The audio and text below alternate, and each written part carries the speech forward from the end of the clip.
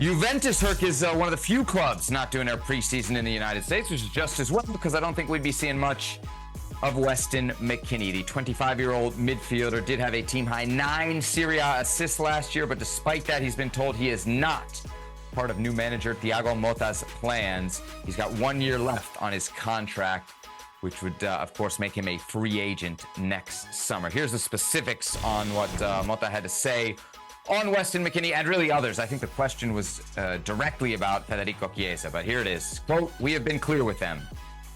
They are talented, but must find other options where they will get more playing time. For Chiesa and the others, the decision has been made." Herc, we've been hearing transfer rumors all summer between the Premier League and Major League Soccer. Where does this latest news out of Juventus leave Weston Mckennie? I mean, he's on an island. He's in the unknown right now. Think about this. He's 25, will be 26 this month, Sebi, coming off a career year in terms of numbers, double-digit assists for Juventus in a season where he started almost 30 games. And we're talking about his future, the uncertainty, like he's a player that's not played in 3 years, like his career's over. We went from this guy's gonna make a massive move, get a bigger paycheck, to him saying, you know what, Juventus, I don't want this money. No, this isn't enough. I want out. And they say, well, you'll get out. To Aston Villa being a prime candidate, and then apparently he agreed to it, and Juventus like, wait, but Aston Villa, we want 25 million. And nobody's going to pay $25 million for Weston Mckennie right now when his contract is up next summer. To having Cincy come about and Weston Mckennie honestly entertaining Major League Soccer at this stage of his career, at 25 going on 26, entertaining an offer from FC Cincinnati. And here we are, this week, Serie A kicks off, and we're asking what's next. I don't know how we got here, Seb. I don't know how we got here.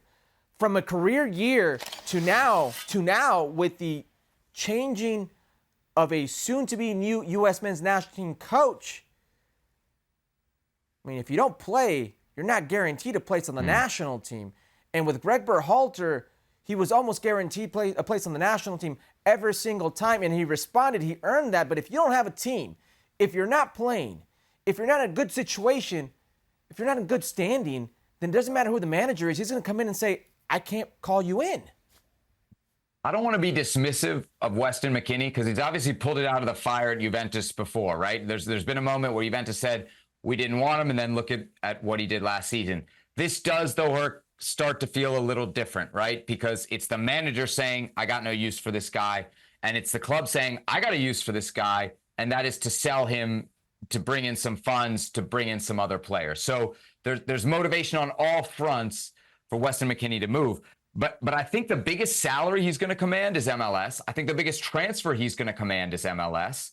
And so I think the test here for both parties, but really more for Weston Mckennie than Juventus, is just how bad do you want to stay in Europe? Because it might take some type of pay cut or some type of step down, certainly, from a club like Juventus. And these are decisions, Herc, that guys don't make at this age usually. You're making it at 30, 31, maybe in some cases your late 20s, like Carlos Vela, maybe some of the U.S. guys after the 2014 World Cup were in their late 20s. Weston Mckennie is 25 years old, and I do think it's a direct line. I do think if the temptation is there and he comes back to MLS, it's not going to ruin his national team career, but it's going to seriously impact it. So because of that, I hope that even though obviously Aston Villa has fallen off, they seem to have taken care of the need that they have at that position, that something comes about. The issue is, Herc, that much like with Gio Reyna, there's just not a lot of links right now to Weston Mckennie that aren't MLS. You mentioned FC Cincinnati. I've seen Inter Miami as well.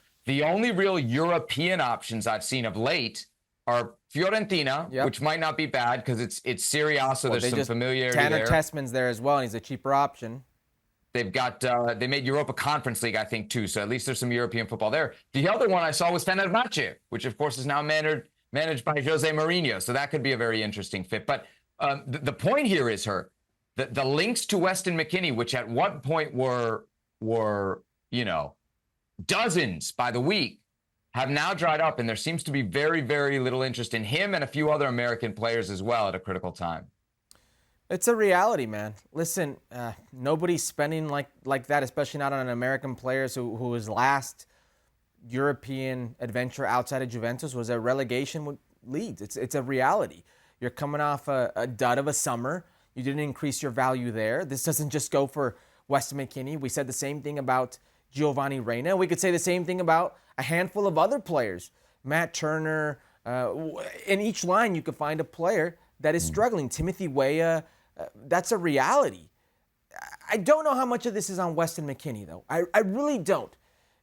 Because the club says you have to go because we want to sell you because we know we can get some money from you. And the coach who's coming in says, I've got no problem with him leaving because he's not a player that I'm going to use. And you're coming off a career year.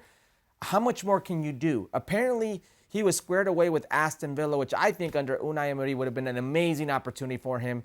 But if Juventus doesn't concede their transfer fee demands, I don't know what he can do. And my fear is he's going to be caught in this tug of war, much like Alphonso Davies, who just mentioned him, and he may be frozen out. It may be a sit and wait, and how long can you wait it out? And if you're waiting and nothing happens, there is the temptation of Major League Soccer or Saudi Arabia or any other suitor that comes in like Turkey, whatever, who has money and kind of sways you with the temptation. That is my worry here. Well, listen, he's a free agent at the end of the year. So if Juventus does want to get anything for him, there's some pressure on the club as well to sell now. We'll see how it plays out. Again, I think maybe 20, 25 days about left in the transfer window before the transfer window closes across Europe. Surely that will be discussed on the coming editions of ESPN FC, of which I will be hosting Wednesday's edition of the show. So make sure to join us. ESPN FC, available 7 days a week here on ESPN.